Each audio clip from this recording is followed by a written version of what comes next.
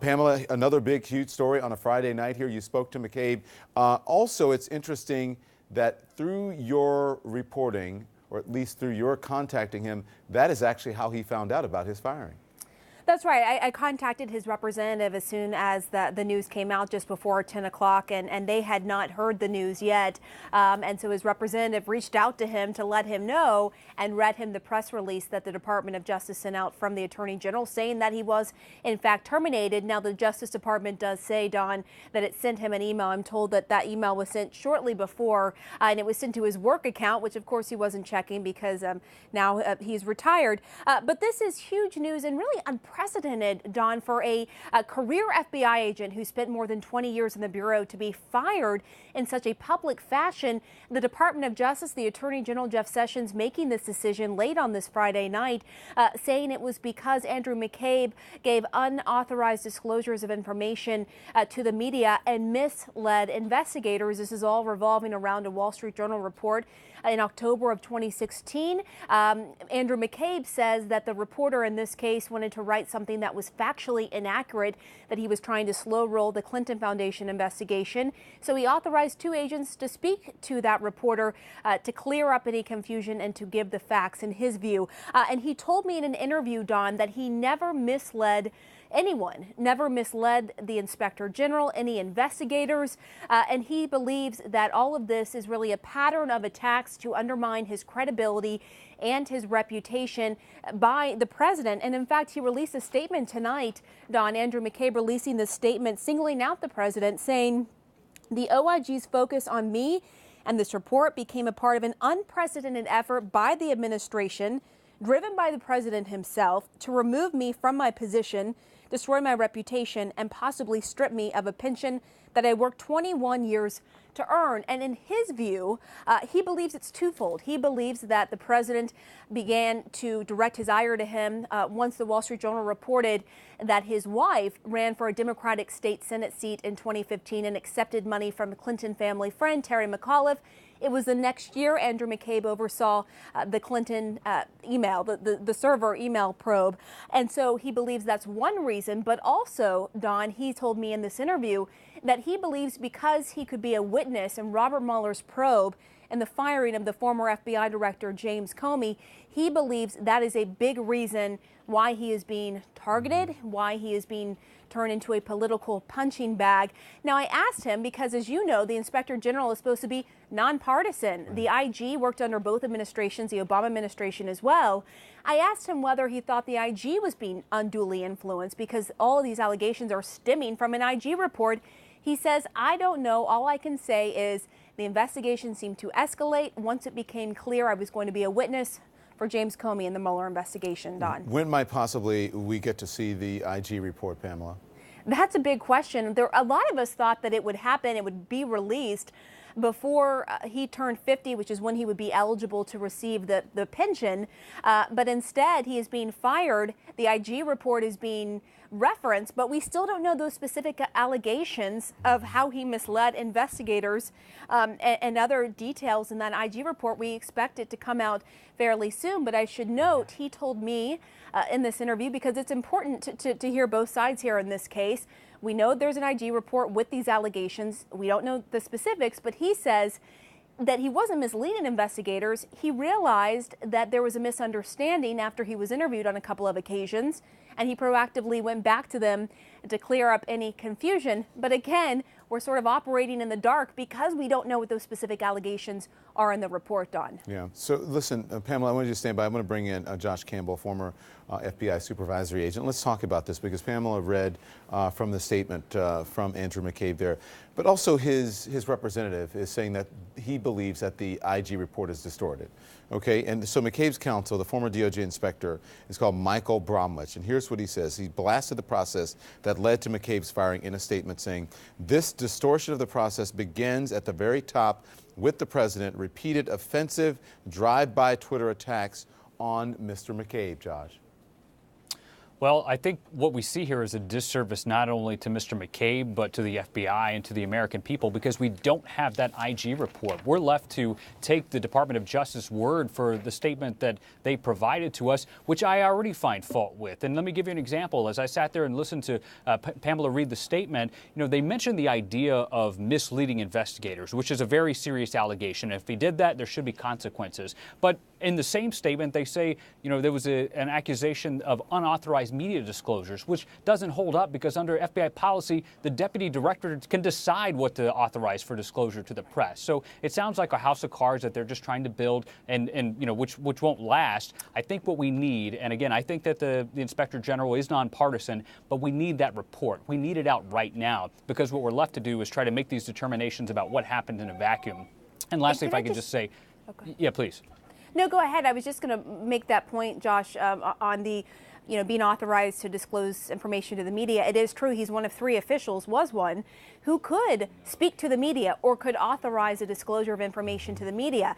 In this case, it had to do with the Clinton Foundation investigation, and I asked him whether he was concerned or whether part of the issue was that he was disclosing information having to do with an active ongoing investigation into the Clinton Foundation, which, of course, as you know, Josh, that would not be allowed. But he said that he did not view it that way. The details that the investigation was ongoing were already out in the public for a while, and he only authorized, according to his what he has to say, a very small piece of it, and that a phone call that took place between him and someone at DOJ where he said he wanted the investigation to move forward. I just think that's an important point for context. Let's talk a little bit more about that, Juliet, because Bromwich, who said that Ian McCabe just saw the final report a week ago and only had 4 days to review a voluminous amount of relevant evidence, prepare a response to and make presentations to the office of the Deputy Attorney General. Bromwich said the process had fallen far short of what Mr. McCabe deserved. This concerted effort, and this is a quote, to accelerate the process in order to beat the ticking clock of Mr. McCabe's retirement violates any sense of decency and basic principles of fairness. Juliet. I think that is such an important statement from Bromwich, because as everyone is stating, he is in this world of maybe no fair players, he is viewed as one. And the fact that he is coming out saying that McCabe's due process was in some way denied or unfair is absolutely important to note as part of this process. But I want to let's get away from process. Let's get away from politics. Let's get away from, just the gut-wrenching feeling all of us feel for McCabe's pension. I trust me, he's going to be fine. There's probably a lot of book agents calling him right now. And let's talk about Mueller, because that is what this is about.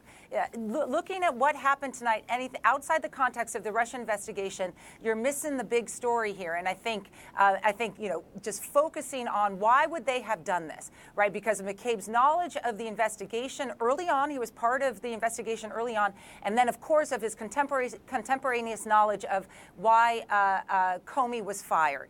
Those two things are relevant not just for obstruction of justice, but also for potential collusion, which, of course, we know the special prosecutor is looking for. So are the Trump people stupid, right? Because they've now unleashed McCabe, and I have to believe they're not. And what they probably did is they weighed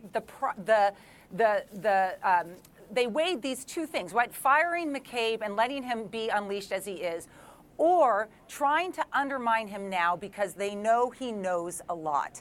And they chose tonight, and they chose to try to undermine a key witness who potentially has information against them. So I don't think they're going to, regret this. I think they knew that this was going to happen, and they had to choose, and they choose one of two bad options for a White House that is looking at an investigation by the special prosecutor that is getting closer and closer to the Oval Office. And they wanted to get him out of the process because of his knowledge. And listen, Josh, Chris, I'm going to bring you in, but I see Josh nodding here.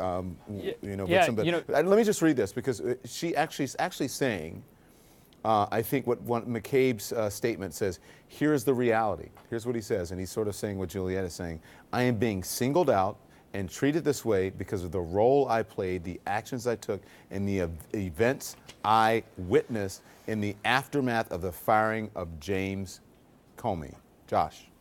No, you're right. And the reason why I was sitting there nodding is because Juliet is spot on. I mean, if you look at the timeline, look where we are, Don. It is Friday night, a day and a half before he is eligible to retire. I was in the FBI for over a decade, and I can't tell you one example of an investigation or an inquiry that ever had a timeline attached to it. But You know, and I'll tell you something else. One thing Jim Comey used to say is that we in law enforcement aren't big believers in coincidence. So if you look at the way this investigation took place, if you look at where we are now, it does provide serious questions to be answered by the Attorney General and by the Inspector General as far as why we are where we are now on the day before he's eligible to retire. And by the way, Don, just to add to that, since I'm in the business of covering politics, I'm also a big believer in no coincidences.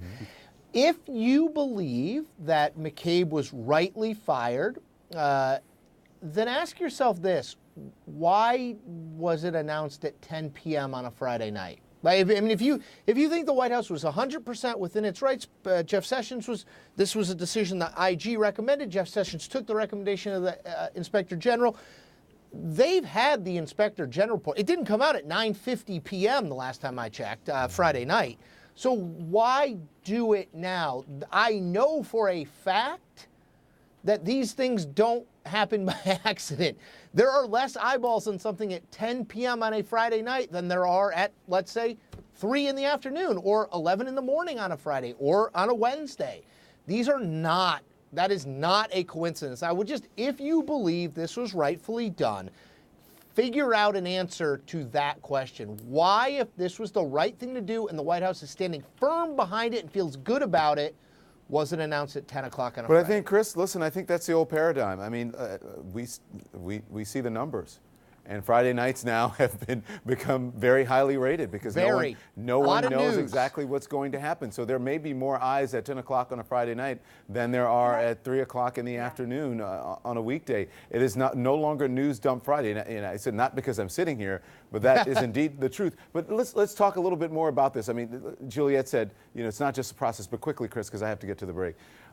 What happened to the president or some official standing in front of a podium saying, you know, it was because of these reasons that we thought it was the proper thing to do to fire the deputy FBI director today at 3 o'clock.